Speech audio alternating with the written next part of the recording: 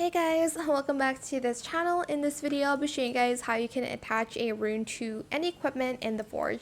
Go to the Rune Maker, and I'm just going to talk to the Rune Maker. Welcome to my shop. I'm the local Rune Maker. Here, do you have any runes? Yes, I'm here to craft some runes. Select it and attach, and then press yes. And that's pretty much it, really. I hope it was helpful for you guys. Don't forget to like, comment, share, and also subscribe to this channel if you haven't done that already.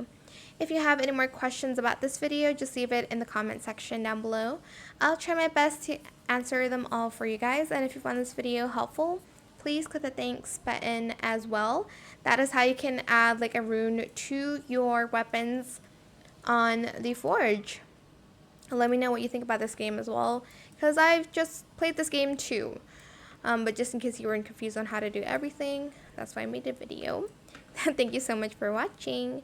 Bye.